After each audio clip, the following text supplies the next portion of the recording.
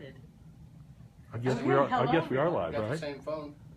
Similar. Yeah, go right ahead. You got to? All right. So we are here with Chad and Carla. That's correct. Okay. You all collected so much money and then food and pantry and hygiene items. Tell me why you did that this holiday season. Go ahead.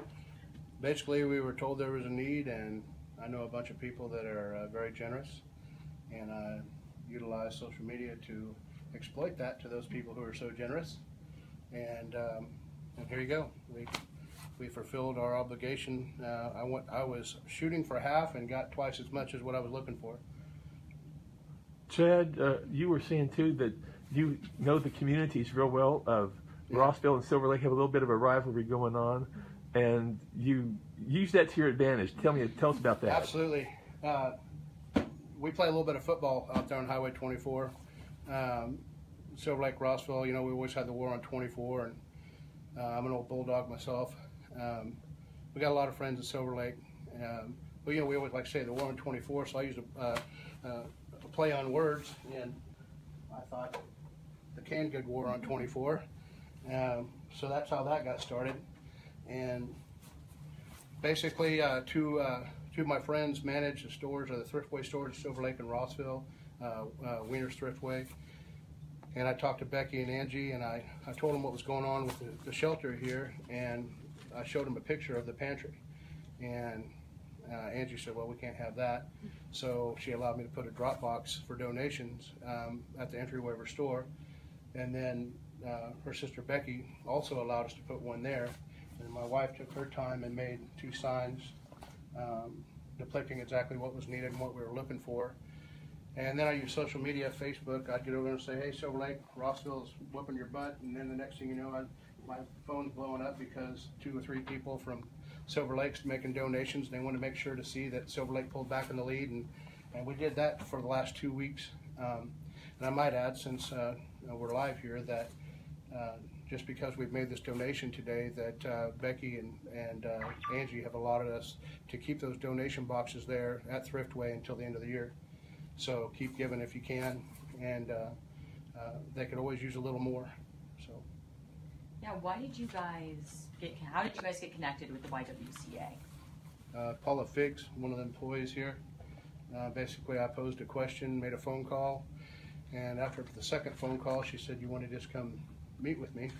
And so it was a Friday afternoon, and I loaded up, and we sat for a while, and she explained, she gave me a cheat sheet of all the items that they were looking for, and she said, why don't I just show you? And from that point, she walked me upstairs to the food pantry, and then opened the doors, and the shelves were basically barren, and that's just unacceptable. So it was kind of a challenge for me. I'm that type of guy. And so, like I said, I used the people at Wolf Construction, my coworkers, my boss. They're always very supportive of the endeavors that I get into, and then of course my friends from back around home, they always are right behind me as well. Why don't you hop in here too real quick? Let's get a couple words with you. Again, this was a phenomenal effort, I think, by anybody who's ever tried to raise funds or pull something together. To think of all this happening in 2 weeks, around somewhere $5,000. He wasn't really keeping track, but I mean, it's a huge amount. What does this mean to the YWCA Center for Safety and Empowerment? Well, it means a great deal for the Center for Safety and Empowerment. We normally buy food to put on we get some donations, and we have to purchase food to put on our pantry shelves. And we a lot of times will have it full, and after 2 or 3 days it is depleted because there's just that kind of need of our clients. And so it's really heartwarming to see this much inventory to go into our pantry. And I am just amazed at the generosity of people in Silver Lake and Rossville and St. Mary's. And to have someone like Chad, Wolf Construction, pull this together for us is just absolutely amazing. Wonderful. Over $5,000, that's what you were saying? Yeah, that's about yes. Yeah. We quit counting after a while. But yeah, right around there. And Carla, you were kind of just brought into this. Yes. How do you feel about that?